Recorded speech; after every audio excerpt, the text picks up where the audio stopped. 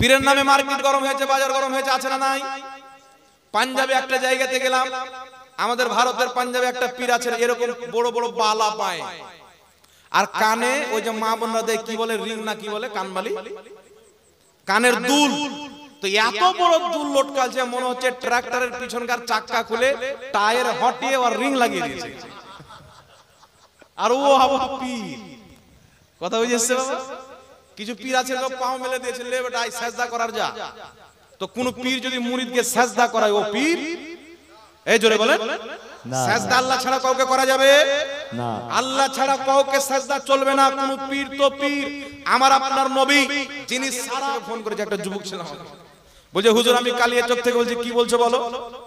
তো বলছে হুজুর এই 40 চাহারো মরা মানুষের নামে খাওয়া দাওয়া করানো বেলা হারাম। আলো তোর বাড়ি কোথায় রে? বলছে কালিয়াচক। আমি তুই তো ওই খেয়ে মানুষ হয়েছিস, তো হারাম কেন বলছিস? বলছে একটা মৌলবি শুনলাম তো দিমাগটাতে একটু খটকা মারলো, তো ভাবলাম আপনাকে ফোন করে ক্লিয়ার করে দেব। তো এইরকম কিছু লোক আছে বাবা, যে এদের বক্তব্য শুনে 40 করা হারাম, দলিল কি বলে আব্বা জানে? আপনি লক্ষ্য করবেন ওয়াহাবিরা হারাম বলে, দলিল নাই, হারাম বলার দলিল নাই। অথচ শরীয়ত বলছে কোন জিনিসকে হারাম বলতে গেলে কুরআন পাকের অকট্ট দলিল লাগবে বা হাদিসে মুতাওয়াতির লাগবে। আর বলছে অমুক হারাম, দলিল নাই। বলছে মরা মানুষের নামে খাওয়া দাওয়া করানো হারাম। দাওয়াত দেন তো ভাদর মাসের কুকুরের মতো এসে খাবে, হারাম বলে, কিন্তু আপনি দাওয়াত দেন তো গপ গপ করে খাবে। একজন ওয়াহাবি আমাকে এসে বলছে হুজুর মরা গরু কি আর চারা খায়? মানে গরু মরে যাওয়ার পর ওর মুখে যদি ঘাস দেন তো খাবে। তো মানুষের উদাহরণ দিচ্ছে মরা গরুর সাথে। তা আমি বললাম এ তো সাধারণ, এতে ভালো করে বুঝবে না। আমি ওকে বললাম মরা গরুর চারা খায় না, আপনার বাপ মা মরলে গরু হয়ে যায়, ছাগল হয়ে যায়, খাই না। আমাদের বাপ মরলে বাপ থাকে, মা মরলে মা থাকে, আমাদের চারা খাই, তাই আমরা করি। কথা বুঝেছে বাবা? সিনা পুলে বলছে আমরা 40 চাহরণ করি না, তো আমরাও তো করি না, কিন্তু গরু মরলে, ছাগল মরলে, জি গরু ছাগল মরলে 40 চাহরণ হয়, তো মানুষ মরলে কেন হয়? সাহাবায়ে কেরামের জামানায় গরু মরেছে, ছাগল মরেছে, ইসালে সওয়াব হয়নি, মানুষ মরেছে, ইসালে সওয়াব হয়েছে। আর জোরে বলতে হবে সুবহানাল্লাহ। তো সাহাবায়ে কেরামের জামানায় গরু মরলো, ছাগল মরলো, ইসালে সওয়াব হলো না, আর আপনারা করেন না, তো আপনাদের মানুষ গরু ছাগল থাকলে করিয়েন না। সাহাবার মানুষ মরেছে তো করেছেন। আপনাদের সম্মুখে কয়েকটি দলিল দিচ্ছে বাবা, লক্ষ্য করে শুনবেন। এই বিষয়টা একটু ক্লিয়ার করে দিই, মানুষের ব্রেনে ঘুম ঢুকে যায়। একটা লোক আছে, ওর বেটির বিয়ে দিয়েছে ওয়াহাবির বাড়ি। আচ্ছা বেটিকে যেই যার বাড়িতে বিয়ে দিবেন তার মতন হতে কিন্তু টাইম লাগবে না, মানে শ্বশুর শাশুড়ি দেওর ভাসুর সব ওর কানে লাগা থাকবে, আর টাইম থাকবে। তো একটা মাস্টার বিয়ে দিচ্ছে তার মেয়ের ওয়াহাবির বাড়িতে। মাস্টারের স্ত্রী ইন্তিকাল করে যায় 5-6 বছর পর। মেয়ে ফোন করে বলছে আব্বা 40 চাহরম যদি করো মা ডাইরেক্ট জাহান্নামে যাবে। মাস্টার ডরে গেল, বাপরে আমার স্ত্রী জাহান্নামে চলে যাবে, এই বেটা 40 চাহরম করলো না।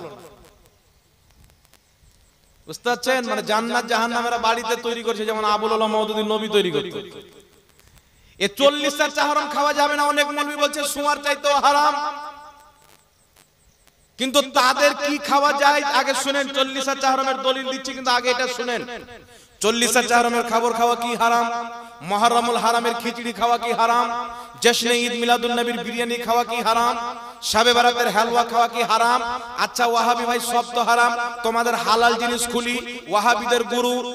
ওয়াহাবিদের গুরু ওয়াহিদুস জামা নিজের কিতাব হাদিয়াতুল মাহদির 62 নাম্বার পৃষ্ঠার মধ্যে লিখছে, গরু, ছাগল, মুরগা, মুরগি, যত রকম পশু পাখির মাংস খাওয়া হালাল, এদের পেশাব পাখানা পবিত্র হালাল।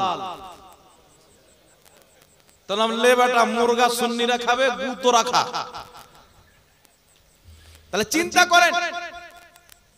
শুধু তাই নয়, এটা একটা ভদ্র সভা মা বোনেরা আছে। আল্লাহ তাবারাক ওয়া তাআলা আমাদের শরীরের মধ্যে অনেক কিছু দিয়েছেন। পেশাব করলে ধুয়ে নিলে পাক হয়ে যায়, ঠিক না? পাখানা করলে ধুয়ে নিলে পাক হয়ে যায়। কিন্তু কোন ব্যক্তি যদি স্বপ্ন দোষ হয়ে যায়, তাহলে গোসল ফরজ হবে কি হবে না? স্বপ্ন যদি গোসল ফরজ হয়, স্বপ্ন দোষ হয়, ওটাও রক্ত। সেই রক্তটা পাক না না পাক? ওয়াহাবি মোল্লা বলছে পাক। জি। আমার মোবাইলে ভিডিও আছে, তাদের কিতাব আছে হাদিয়াতুল মাহদি, স্পষ্টভাবে লেখা আছে মানুষের মানি বীর্য পাক। তো একজন প্রশ্ন করছে, হুজুর পাক, তাহলে পাক জিনিস তো খাওয়া হালাল বলছে, আপনার ইচ্ছা হলো খান। সত্য কথা বলছে, আপনাকে মাজাক না এটা। তাহলে এদের ব্রেন আপনি চিন্তা করেন, হালুয়া খাবার নবীর সুন্নাত খায়, অন্য অন্য দিনে খায়, কারণ এটা নবীর পছন্দ খাবার সুন্নাত। আর এর নবীর হালুয়াকে বলছে হারাম, আর মুরগির গুকে বলছে পাক। তাহলে চিন্তা করছেন বাবা, তাহলে এদের ফাতওয়া না লাকওয়া? একটু জোরে বলেন, এদের ফাতওয়া না লাকওয়া? জি, আপনাকে বলবে মাজারের খাসি খাওয়া হারাম, আর ফাতওয়া দিচ্ছে মন্দিরের প্রসাদ খাওয়া যায়। তো মাজারওয়ালাদের মাধ্যমে আমরা ইসলাম পেয়েছি, আমরা তো তাদের দরবারের খাবো, ওরা মন্দিরওয়ালাদের মাধ্যমে ইসলাম পেয়েছে, ওরা ওদের খাবে। এবার লক্ষ্য করে শুনেন বাবা, একটু আমার দিকে ধ্যান দেন, আমার দিকে ধ্যান দেন। আমরা মৃত্যু ব্যক্তির নামে 4 দিনে হোক 40 দিনে হোক ইসালে সওয়াব করি কি করি না? একটু জোরে বলতে হবে, ইসালে সওয়াব করি কি করি না? ইসালে সওয়াবে কি করা হয়? 40টা যদি করা হয়, মানুষকে দাওয়াত দিয়ে খাওয়া দাওয়ার ব্যবস্থা করা হয়, একটি কাজ। মানুষকে ডেকে কোরআন খতম করা হয়, দুটি কাজ। কলমা কুলখানি করা হয়, তাসবিহ তাহলিল করা হয়, 3টি কাজ আমরা ওখানে করি। আর একটি হচ্ছে দোয়া, 4টি কাজ করি কি করি না? এই 4টি কাজ 4 দিনে করলে চাহারম বলা হয়, 40 দিনে করলে আমরা 40 বলি। কেউ যদি 5 দিনে করে নো প্রবলেম, কেউ যদি 6 দিনে করে নো প্রবলেম, কেউ যদি 41 দিনে করে কোনো প্রবলেম নাই। আপনার যেই দিন ইচ্ছা সেই দিন করে, সারা বছর করেন, 2 বছর পর করেন, 5 বছর পর করেন, কোনো সমস্যা নাই।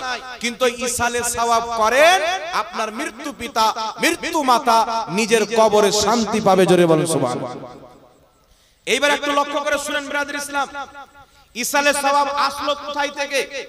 আমার আপনার নবী সাল্লাল্লাহু আলাইহি ওয়াসাল্লাম কি বলেছেন এই সম্পর্কে? আমি কটা বললাম? 4টা। মৃত্যু ব্যক্তির পক্ষ থেকে কোরআন তেলাওয়াত করা, তাসবিহ তাহলিল পাঠ করা, মানুষের খাওয়া দাওয়ার ব্যবস্থা করা, দোয়া খায়ের করা। এই 4টি জিনিস করা হয়। এখন এই 4টি জিনিস নবী মুস্তাফার হাদিস অনুযায়ী যদি বৈধ থাকে চলবে, বৈধ না থাকলে চলবে না। ঠিক না বেঠিক? জোরে বলতে হবে। কিন্তু এমন বৈধ যে কিয়ামত পর্যন্ত কেউ অবৈধ প্রমাণ করতে পারবে না। সর্বপ্রথম আপনাদের সম্মুখে দলিল দিব, মৃত্যু ব্যক্তির পক্ষ থেকে কোরআন তেলাওয়াত করা যাবে কিনা। আমার দিকে একটু লক্ষ্য করে শুনেন। একজন ওয়াহাবীর সাথে আমার কথা হলো, সেই বলছে মৃত্যু ব্যক্তির পক্ষ থেকে কোরআন তেলাওয়াত করা যাবে না, হারাম বা নাজায়েজ বিভিন্ন রকমের ফতোয়া দিল। আমি তাকে দলিল দিলাম, উঠাও পবিত্র কোরআন, উঠাও হাদিস শরীফ। সর্বপ্রথম দলিল দিলাম মাজমাউজ জাওয়াইদের মধ্যে হাদিস। মাজমাউজ জাওয়াইদের মধ্যে হাদিস কি? নবী পাক সাল্লাল্লাহু আলাইহি ওয়াসাল্লামের সাহাবী তাবি হযরতে লজলজ রাহমাতুল্লাহ আলাইহি, ইনি হচ্ছেন তাবি, ইনার বাপ হচ্ছেন সাহাবী। তিনার বাপ ইন্তিকালের পূর্বে নিজের ছেলে তাবেঈ লজলজ রাহমাতুল্লাহ আলাইহিকে বলছে, বেটা আমি যখন মারা যাব, আমাকে কবরস্থ করার পর আমার কবরের পায়ের দিকে সূরা বাকারার প্রথম অংশ পাঠ করবে, মাথার দিকে শেষ অংশ পাঠ করবে। একটু জোরে বলতে হবে সুবহানাল্লাহ। সাহাবী নিজের সন্তানকে কি বলছেন? যে আমার কবরের পাশে কোরআন তেলাওয়াত করবে। এই রকম বলতে আমি আমার নবীকে শুনেছি।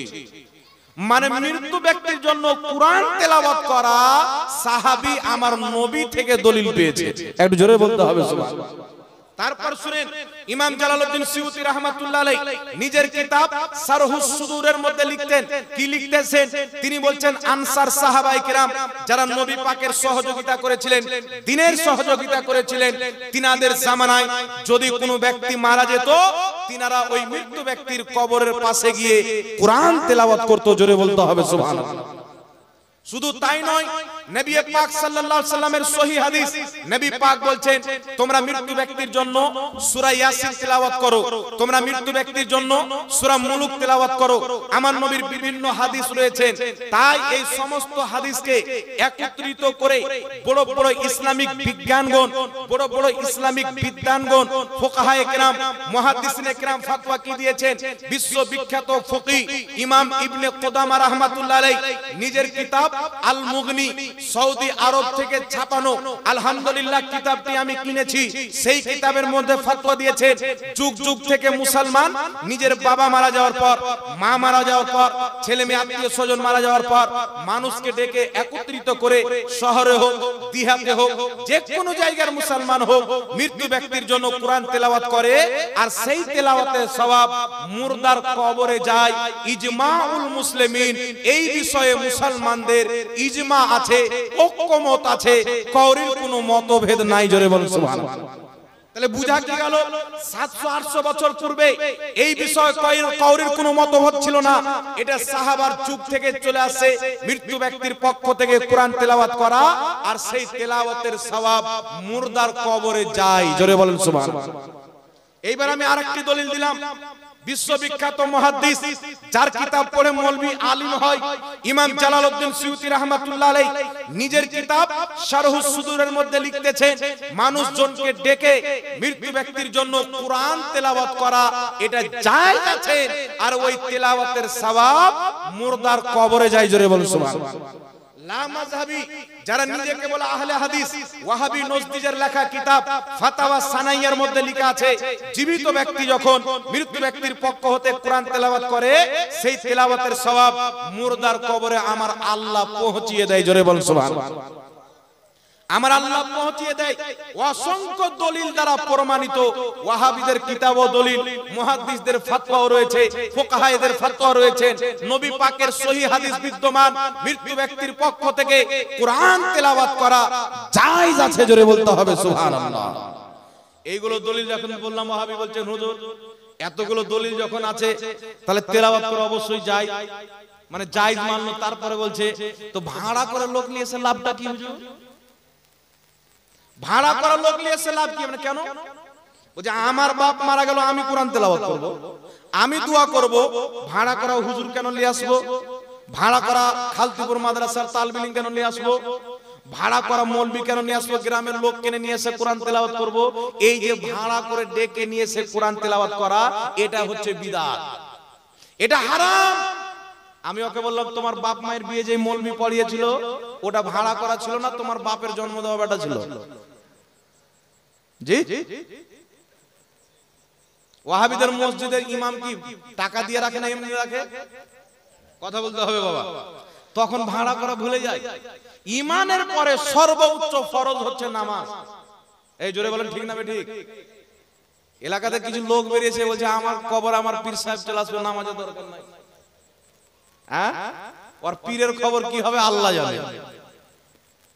আমাদের নবীর নামাজ মাফ হয়নি, আল্লাহ বলছেন মেহবুব সারা পৃথিবীর উপরে 5 ওয়াক্তের নামাজ ফরজ করেছি, তোমার উপরে 6 ওয়াক্তের ফরজ করলাম। রাতের নামাজ আমার নবীর উপরে ফরজ ছিল, জিজ্ঞাসা করবেন মুফতি সাহেবকে। তো আমার নবী সর্বশ্রেষ্ঠ ব্যক্তি, আল্লাহর পরে সবচাইতে মর্যাদাওয়ালা, তিনার উপর আরো নামাজ বেশি ফরজ। আর এখন কিছু লোক বেরিয়েছে ওই যে আমাদের কবর আমাদের পীর সাহেব চলে আসবে, নামাজের দরকার নাই। এই মাল আছে না নাই বাবা? যে পীরের কি খবর হবে, তোর কি খবর হবে? মর আগে মইরা দেখ, তারপর বুঝতে পারবি। আবু বকর সিদ্দিকের জুতোর ধুলার সামান নয় আজকের কোন পীর।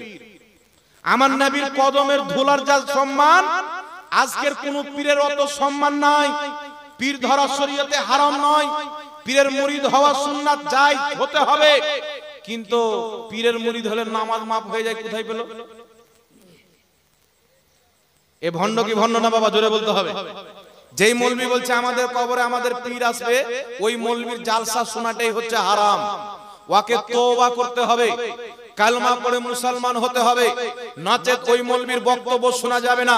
কারণ কোন মুসলমানের কবরে না কোন পীর আসবে, না কোন সাহাবী আসবে, না কোন সাহাবী আসবে, না কোন আপনার ওলি আসবে। মুসলমানদের কবরে আসবে তো তাদের রাসূল মুহাম্মদুর রাসূলুল্লাহ আসবে। বলেন সুবহানাল্লাহ। নবী আসবে আমাদের কবরে। আপনার পীর মারা গেলে পীরের কবরে নবী যাবে। আমার পীর ইন্তিকাল করেছেন, আমার পীরের কবরে নবী গেছেন। নবী সবারই কবরে আসবে, কিন্তু কোন মুরিদের কবরে কোন পীর আসবে শরীয়তে দলিল নাই। এই দলিল তৈরি হয়েছে বাজারে। কথা বুঝে এসছে বাবা? আপনাকে যদি কোনো পীর বলে আমার হাতে মুরিদ হয়ে যাও, নামাজের প্রয়োজন নাই, তাহলে মনে করবেন যে মুসলমানই লয়, তো পীর কি করে হতে পারে? ইসলামের ফতোয়া হলো আল্লাহ প্রত্যেক মুসলমানের উপরে নামাজকে ফরজ করেছেন।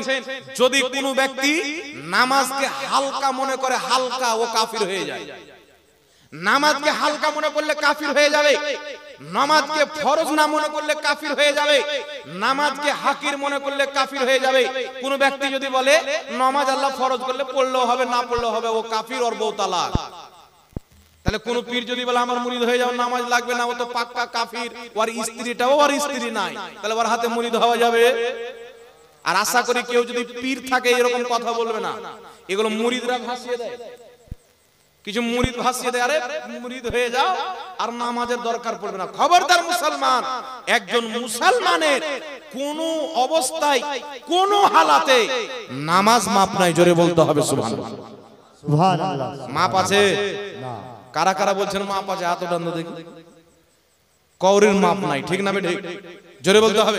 তো নামাজ পড়া লাগবে কি লাগবে না বাবা? তো নামাজ হচ্ছে ঈমানের পরে সর্বোচ্চ ফরজ, ঠিক না বেঠিক? আপনি পীরের মুরিদ হন, মুরিদ হওয়া কোরআন থেকে প্রমাণিত। পবিত্র কোরআন সূরাতুল ফাতহা আয়াত নাম্বার 10 সাহাবা আমার নবীর হাতে বাইত হয়েছেন। সূরাতুল মুমতাহিনা আয়াত নাম্বার 12 সাহাবায়ে কেরামের স্ত্রীরা পর্দার আড়াল থেকে নবীর কাছে বাইত গ্রহণ করেছেন।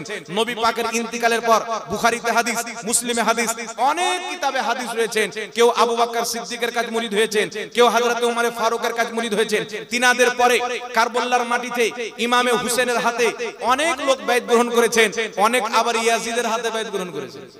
মানে ইয়াজিদ ছিল ভণ্ড পীর, হুসেন ছিল অরিজিনাল পীর। জোরে বলেন না সুবহানাল্লাহ। সুবহানাল্লাহ। ইয়াজিদি পীর মানা যাবে না, হুসাইনি পীর ছাড়া যাবে না। জোরে বলেন সুবহানাল্লাহ। শাহ ওয়ালিউল্লাহ মুহাদ্দিস তাহলিবি রাহমাতুল্লাহ আলাইহি নিজের রিসালার মধ্যে লিখেছেন মুরিদ হওয়া হচ্ছে সুন্নাত। বিশ্ববিখ্যাত ফতোয়ার কিতাব ফাতাওয়া তাজুশ শরিয়ার মধ্যে লেখা আছে মুরিদ হওয়া সুন্নাতে কাদিমা মুস্তামিরা। তাই বিরাদর ইসলাম, মুরিদ হওয়া সুন্নাত, অবশ্যই নবীর সুন্নাতকে ছাড়বেন না, মুরিদ হবেন।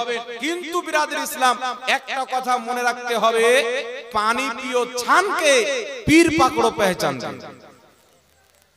পীরের নামে মার্কেট গরম হয়েছে, বাজার গরম হয়েছে, আছে না নাই? পাঞ্জাবে একটা জায়গাতে গেলাম, আমাদের ভারতের পাঞ্জাবে একটা পীর আছে, এরকম বড় বড় বালা পায়, আর কানে ওই যে মা বোনরা দেয় কি বলে, রিং না কি বলে, কানবালি, কানের দুল। তো এত বড় দুল লটকালছে, মনে হচ্ছে ট্রাক্টরের পিছনকার চাক্কা খুলে টায়ার হটিয়ে আর রিং লাগিয়ে দিয়েছে। আর ও আবার পীর, কথা বুঝেছে বাবা? কিছু পীর আছে পাও মেলে দিয়েছে, লে বেটা আই সাজদা করার যা। তো কোন পীর যদি মুরিদকে সাজদা করায়, ও পীর? এই জোরে বলেন না। সাজদা আল্লাহ ছাড়া কাউকে করা যাবে না, আল্লাহ ছাড়া কাউকে সাজদা চলবে না। কোন পীর তো পীর। আমার আপনার নবী, যিনি সারা পৃথিবীর পীর, নবীগণেরও পীর, আমার আপনার নবীর দরবারে সাহাবা বলছেন হুজুর ইয়ামান দেশের বাদশাকে দেখলাম, তার মান্যওয়ালারা তাকে সেজদা করছে। আমরা মনে ভাবলাম আপনি তো দোজাহানের বাদশা, আপনাকে সেজদা করি। নবী বললেন খবরদার, আল্লাহ ছাড়া কাউকে সেজদা করা বৈধ নয়। যদি বৈধ হতো আল্লাহ পাক আদেশ দিতেন সর্বপ্রথম মহিলাদেরকে তাদের স্বামীকে সেজদা করতে বলতেন। কিন্তু ইসলামে আল্লাহ ছাড়া কাউকে সেজদা করা যাবে না। তো যদি মুহাম্মদ রাসূলুল্লাহকে সেজদা করা হারাম হয়, তোর পীর কত বড় লাট সাহেব বেটা? জি, পীর মানে আমি হারাম বলছি না, আমি নিজে আলহামদুলিল্লাহ পীরের মুরিদ। বড় পীর আব্দুল কাদের জিলানী পীরের মুরিদ, খাজা মুঈনুদ্দিন চিশতি পীরের মুরিদ, ইমামে আজম আবু হানিফা পীরের মুরিদ, ইমাম সানাআনী পীরের মুরিদ। আপনার হাজারো দুনিয়াতে এমন কোন ওলি নাই, আল্লাহ ওয়ালা নাই যার পীর নাই। একটু জোরে বলেন না সুবহানাল্লাহ। তাই বিশ্ববিখ্যাত মুফাসসির ইমাম ফখরুদ্দিন রাজি রাহমাতুল্লাহ আলাইহি নিজের কিতাব তাফসিরে কবিরের 11তম খণ্ড 198 নম্বর পৃষ্ঠা, বেইরুত লেবাননের ছাপ, সেই কিতাবের মধ্যে বলেছেন নিজের জামানার সমস্ত হক্কানি পীর মুর্শিদের অন্তরে মুহাব্বতকে রেখে, আদবকে রেখে একজনের হাতে বাইত হতে হয়। জোরে বলেন সুবহানাল্লাহ। আর একটু জোরে বলতে হবে সুবহানাল্লাহ। তাই ব্রাদার ইসলাম, ওই পাঞ্জাবের একে দেখলাম নামাজ নাই, রোজা নাই, কিছু নাই, বড় বড় ফটো চিপকে রেখেছে। আচ্ছা বলেন তো বাবা, কোন মুরিদ যদি বলে যে আমার পীরের ফটো আমার ঘরে রাখবো, এটা জায়েজ না না জায়েজ? জোরে বলেন। শুধু না জায়েজ নয়, হারাম। মুতাওয়াতির হাদিস থেকে প্রমাণিত হারাম। একজন এক জায়গায় বক্তব্য দিলে একটা মুরিদ বলছে যে হুজুর আপনার যে সব ক্যামেরা হচ্ছে, তো একটি কথা মনে রাখবেন, এই দেখছেন আপনারা শত শত ক্যামেরা লাগা আছে, এই ক্যামেরাটার যে ফটো হয় ভিডিও হয় এই বিষয়ে আমাদের আহলে সুন্নাতের মাশায়েখদের মধ্যে মতনৈক্য রয়েছে, মতভেদ, ইখতিলাফ। আর নবী বলেছেন আমার উম্মতের ইখতিলাফ হচ্ছে রহমত। এগুলো ফুরুই মাসলাতে ইখতিলাফ। অনেকে বলছেন নাজায়েজ হারাম, তারা করে না। যিনারা বলছেন নাজায়েজ হারাম তিনারা করছেন, তিনারা তিনাদের ফতোয়াতে আমল করবে, কোনো গুনাহ হবে না। তিনারা তিনাদের ফতোয়াতে আমল করবে, কোনো গুনাহ হবে না। জোরে বলুন সুবহানাল্লাহ। কিন্তু যেটা কাগজে ফটো আছে, বাড়িতে চিপকানো হয়, মানি ব্যাগে রাখা হয়, পকেটে ভরা হয়, যেই ফটো কাগজে আছে, সারা পৃথিবীর সমস্ত আহলে সুন্নাতের উলামা একমত, কাগজের ফটো তোলা, ঘরে চিপকানো, আপনার ট্রাক্টরে লাগানো, গাড়িতে চিপকানো, এটা স্পষ্ট হারাম। এতে কাউরির কোনো মতভেদ নাই। জোরে বলুন সুবহানাল্লাহ।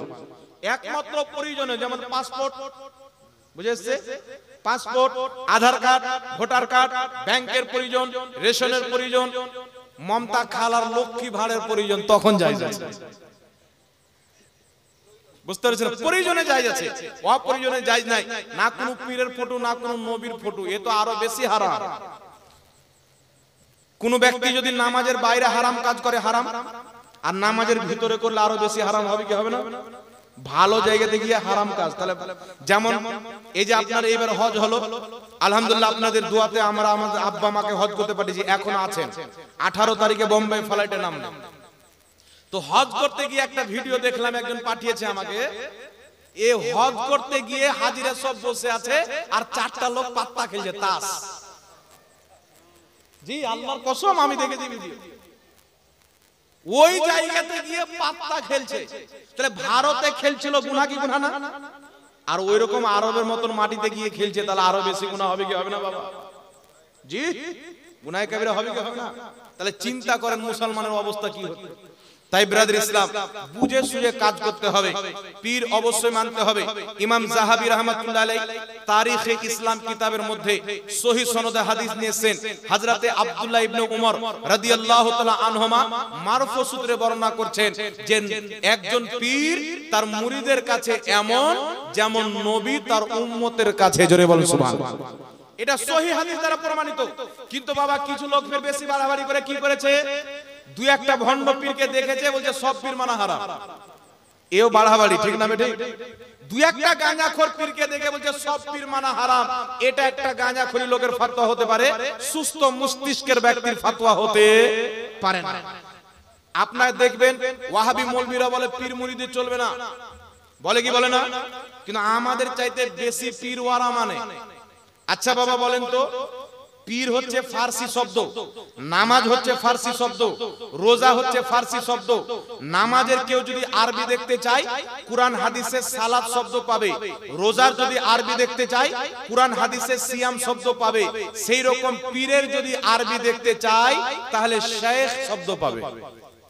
কি শব্দ পাবে? শেখ। একটা উদাহরণ আপনাদেরকে দিই, জ্ঞানী গুণী লোক আপনারা বসে আছেন। মুফতি নূর আলম সাহেব কাদরি বড় ভাই আমার ফতোয়া দিচ্ছেন যে পানি পান করা জায়েজ, ওয়াটার পান করা হারাম। তাহলে মসজিদে আপনারা রাখবেন, বলবেন যে আমাদের মৌলবি পাগলা হয়েছে রে, এ মৌলবি আর চলবে না, চেঞ্জ কর, নাকি বলেন? আর যদি বলে যে পানি পান করা হারাম, ওয়াটার পান করা যায়, তাহলে মানুষ মনে করে আর ব্রেন টাল হয়েছে, এ বাঙালি থাকার যোগ্য নয়, একে ঝাড়খণ্ডের রাঁচি নিয়ে যায়। আর রাঁচিতেও যদি না হয়, ভারতের সবচাইতে বড় পাগলাখানা আগ্রাতে নিয়ে যাও। উত্তরপ্রদেশে বলেন আগ্রা, আগ্রাতে নিয়ে যাও, নাকি বলেন? তো এইরকম হচ্ছে ওয়াহাবিদের অবস্থা। সুন্নিরাকে বলে পীর, পীর পূজারি। আচ্ছা পীর মানা যদি পীর পূজারি হয়, ও তো বাপ মাকেও মানে, তাহলে ওরা বাপ পূজারি হলো, নাকি বলেন? মানলে কি পূজা করা হয় বাবা? জোরে বলেন। মানা আলাদা, পূজা আলাদা। ওরা আমাদেরকে বলে পীর মানা চলবে না, অমুক ধুমুক 12-17 বলে ফতোয়া দেয়, কিন্তু ওরা নিজের প্রত্যেকটা মৌলবীর নামের আগে বলে শেখ। মানে ওদের সব মৌলবী পীর। গাঁজাখোর হোক, মাতাল হোক, অসিবিতা হোক, ডেট ফেল হোক, যেমন মৌলবী হোক, সবারই নামের আগে বলবে শেখ। নারে তাকবীর। দাঁড়িয়ে যান, দাঁড়িয়ে যান। ব্যাপারে তো মৃত্যু ব্যক্তির পক্ষ থেকে কুরআন যদি তিলাওয়াত করা হয় সেই তিলাওয়াতের সওয়াব মৃত্যু ব্যক্তির কবরে যায়। মৃত্যু ব্যক্তির নামে খাওয়া দাওয়া করা যাবে কি যাবে না? ইমাম জালালউদ্দিন সিউতি শারহুস সুদুরের মধ্যে লিখেছেন মৃত্যু ব্যক্তির পক্ষ থেকে গরীব মিসকিন আত্মীয় স্বজনকে খাওয়া দাওয়া করানো এটা জায়েজ আছে। কিন্তু বিরাদর ইসলাম আমাদের দিকে একটা জিনিস হয়, ওরা বিয়ের মতন ভোজ ভান্ডার লাগিয়ে দেয়। তো মৃত্যু ব্যক্তির নামে 40 চার মিসালে সওয়াব করলে গরীব মিসকিন গুলোকে দাওয়াত দেন বেশি করে, কথা বুঝেছে? এদেরকে খাওয়াবেন নেকি বেশি, আপনার পিতা মাতার কবরে যাবে। একটি হাদিস শুনিয়ে দিই, 950 বছর পূর্বের কিতাব হিলিয়াতুল আউলিয়া, ইমাম আবু নঈম আসবাহানী রাহমাতুল্লাহ আলাইহির লেখা কিতাব। সেই কিতাবের মধ্যে সহিহ সনদে হাদিস নিয়েছেন ইমাম জালালউদ্দিন সিউতি রাহমাতুল্লাহ আলাইহি নিজের কিতাব আল হাবিলিল ফাতাওয়া প্রথম খণ্ড 230 পৃষ্ঠার মধ্যে হাদিসটি উল্লেখ করে বলছেন রেজালুহু রেজালুস সহিহ। হাদিসের বর্ণনাকারী হযরতে তাউস রাহমাতুল্লাহ আলাইহি বিখ্যাত তাবেঈ, তিনি বলছেন ইন্নাল মাউতা ইয়াফতানুনা ফি কুবুরিহিম সাবআ ফাকানু ইস্তাহিবুনা আই ইয়াতআমা আনহুম তিলকাল আইয়াম। হযরতে তাউস রাহমাতুল্লাহ আলাইহি বলছেন আমাদের জামানায় যখন কোনো ব্যক্তি মারা যেত তো আমাদের ধারণা ছিল মৃত্যু ব্যক্তি নিজের কবরে 7 দিন পর্যন্ত কঠিন অবস্থায় থাকে, তার কারণে আমরা সেই মৃত্যু ব্যক্তির পক্ষ থেকে 7 দিন পর্যন্ত মানুষকে খাওয়া দাওয়া করাতাম। জোরে বলুন সুবহানাল্লাহ। এটা তাবিঈন করতেন, সাহাবাও করাতেন। তাই সাহাবা এবং তাবিঈন থেকে আমরা দিন নিয়েছি, তখন থেকে চলে আসছে মৃত্যু ব্যক্তির পক্ষ থেকে খাওয়া দাওয়া করানো হয়। আরো অনেক দলিল আছে, অল্প করে বলছি যেহেতু হযরত চলে এসেছেন। আরেকটা কথা হচ্ছে মানুষকে দাওয়াত দিয়ে কোরআন তেলাওয়াত করা যাবে কি যাবে না? সুনানুদ দারমির মধ্যে হাদিস, যেই হাদিসকে ইমাম নববী রাহমাতুল্লাহ আলাইহি নিজের কিতাব আল আজকারের মধ্যে উল্লেখ করে বলেছেন হাযা হাদিসুন সহিহুন, এই হাদিসের সনদ হচ্ছে সহিহ। সাহাবায়ে কেরাম এবং তাবিঈনগণ নিজের জামানাতে যারা শুদ্ধভাবে কোরআন তেলাওয়াত করতে জানতেন তাদেরকে দাওয়াত দিয়ে একত্রিত হয়ে কোরআন তেলাওয়াত করে খতম করতেন, তারপরে দোয়া করতেন। তিনারা বলছেন আমাদের এটা বিশ্বাস যে কোরআন খতম করার পরে দোয়া কারেন্টের মতন কবুল হয়ে যায়। জোরে বলতে হবে সুবহানাল্লাহ। তাই বাবা মারা গেছেন, আত্মীয় স্বজন মারা গেছে, যদি যারা কোরআন তেলাওয়াত করতে জানে মাদ্রাসা থেকে তালিম নিয়ে মৌলভী সাহেবকে ডেকে গ্রামবাসীর যারা কোরআন তেলাওয়াত করতে জানেন তাদেরকে ডেকে একত্রিত হয়ে যদি কোরআন তেলাওয়াত করা যায় এটা কোনো দোষণীয় নয়, এটা সহিহ হাদিস দ্বারা প্রমাণিত। তাই সুন্নিরা করে, আর যারা সহিহ হাদিস মানে তারাই হচ্ছে সুন্নি। জোরে বলতে হবে সুবহানাল্লাহ। কথা বুঝে এসছে বাবা? এবার মৃত্যু ব্যক্তির নামে দোয়া তো করা যাবে, জানাজার নামাজে একটা দোয়া আমরা করি, ঠিক না? ঠিক, মৃত্যু ব্যক্তির জন্য দোয়া করা যাবে, এতে করার কোনো মতভেদ নাই। তাই 4 দিনে হোক 40 দিনে হোক মানুষকে খাওয়া দাওয়ার ব্যবস্থা করা, গরিব লোককে বেশি খুঁজবেন। কথা বুঝে এসছে? এখন বাপ মায়ের চালিসা করে আর খুঁজে কোনটা মাস্টার আছে, কোনটা ডক্টর আছে, কে ইঞ্জিনিয়ার আছে, বড় বড় লোককে খুঁজে বাড়ির পড়োশির গরিবটা নাই। এরকম হয় কি হয় না বাবা? ধরে বলে। তাই এগুলো খাবারের হক হচ্ছে সবচাইতে বেশি মিসকিন গরিবের। হ্যাঁ, আপনি মিসকিন গরিবকে সকলকে ডেকে নিয়েছেন, তারপর আত্মীয় স্বজনকে ডেকে নিয়েছেন, একটা চলতি রেওয়াজ হয়ে গেছে, কোনো সমস্যা হবে না। কিন্তু ইয়াতিম গরিব মিসকিনদেরকে বাদ দেওয়া, জোরে বলতে হবে, বাদ দেওয়া যাবে। আরেকটা কথা বলি বাবা, লাস্ট কথা বলে হযরত চলে আসবে, একটা লাস্ট কথা বলে দিই। আচ্ছা বলেন তো বাবা, আমি যদি সারা জিন্দেগি নামাজ না পড়ি, রোজা না রাখি, হজ না করি, যাকাত না দিই, কোন পীর সাহেব আমাকে জান্নাতে নিয়ে যাবে? জি? তাহলে একটা কিনে 2-4 হাজার পীর ধরে নিতাম না, কি বলেন? কিছু লোক বলছে যে পীর সাহেব ধরলাম মানে জান্নাতি হয়ে গেলাম। জি, সিলসিলা মিল গয়া, জান্নাতি হয়ে গেল।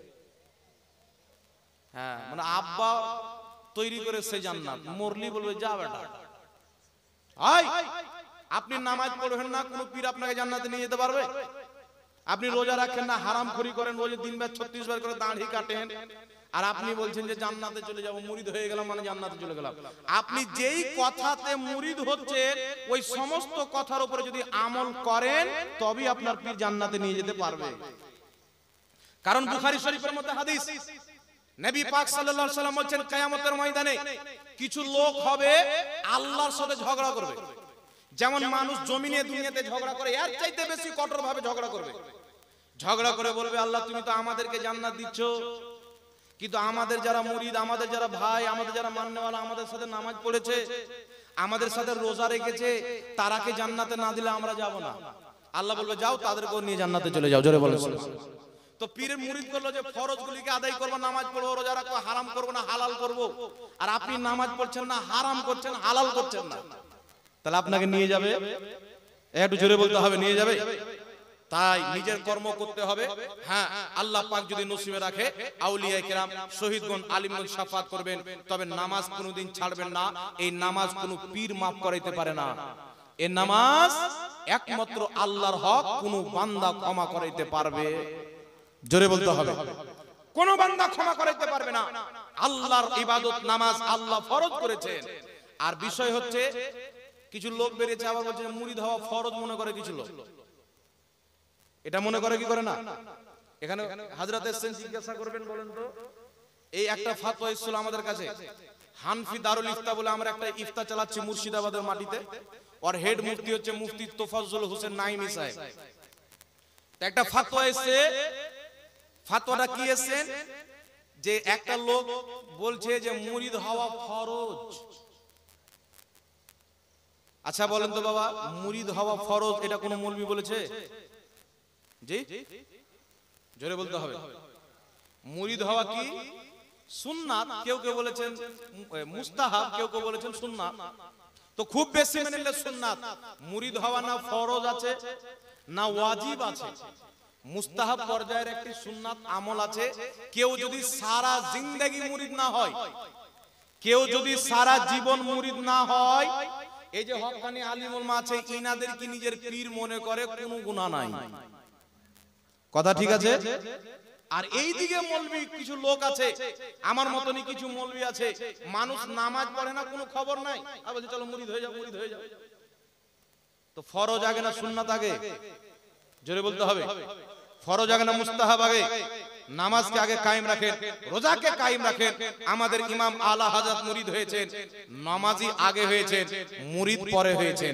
খাজা মঈনুদ্দিন চিশতি নামাজি আগে হয়েছেন, মুরিদ পরে হয়েছেন। গাউসে আজম নামাজি আগে হয়েছেন, মুরিদ পরে হয়েছেন। আপনি নিজের কিরদারকে, নিজের আখলাককে নবীর সুন্নাত মোতাবেক বানিয়ে মুরিদ হয়ে যান, আপনার মুরিদ হওয়া কাজে লাগবে, জোরে বলেন সুবহানাল্লাহ। আর হারামে ডুবে আছে আর মুরিদ 20 বার মুরিদ হলেও কোনো লাভ হবে না। আল্লাহ বুঝার তৌফিক দান করুক। তাই নিজের আমলকে ঠিক থাকবেন, তারপরে হক্কানি মুর্শিদ দেখে মুরিদ হবেন, কোনো অসুবিধা নাই। যাই হোক বিরাদর ইসলাম, আমি আয়াতে কারিমা পাঠ করেছিলাম, লা তা'তাযিরু কাদ কাফারতুম বাদা ঈমানিকুম। তুমি ঈমান আনার পরে কাফির হয়ে গেছো। যদি কোনো ব্যক্তি নিজেকে মুসলমান বলে, নবীর তাওহীন করে, ওই ব্যক্তি কাফির হবে, ওকে মুসলমান বলা যাবে না। যেমন কিছু মৌলবি ইসলামিক স্কলারশিপ যে বক্তব্য দেয়, বলে নবীর মুখ দিয়ে দুর্গন্ধ বের হতো। এই প্রোডাক্ট গুলো বাংলাদেশে বেরিয়েছে বাবা, সাবধানে থাকবে। বুঝে নবী নিজে ফেল করে তাকিয়ে থাকবে, আমার নেকির পাল্লা ভারী হচ্ছে না, গুনাহ, তো আমাদেরকে কি বাঁচাবে? এগুলো নবীর গুস্তাখি কি গুস্তাখি না? জোরে বলেন, এটা নবীকে অপমান করা কিনা? নবীর ঘামকে সাহাবায়ে কেরাম আতর হিসাবে ব্যবহার করতেন, আর মোল্লা বলছেন নবীর মুখ দিয়ে দুর্গন্ধ বের হতো। আল্লাহ বলছে আমি আমার নবীর মুখে কথা বলি, নবী মুস্তাফার মুখ দিয়ে যে কথা বের হয়, শব্দ বের হয়, এটা নবীর ব্যক্তিগত না, আল্লাহর দেওয়া কথা। বলেন সুবহানাল্লাহ। তাই যেই নবীর ঘামে খুশবু, যেই নবীর জামাতে খুশবু, যেই নবীর রাস্তাতে চলে গেলে রাস্তা খুশবুদার হয়ে যায়, ওই নবীর মুখ দিয়ে দুর্গন্ধ বের হতো বলনেওয়ালা নবীর গুস্তাখ কি গুস্তাখ নয়।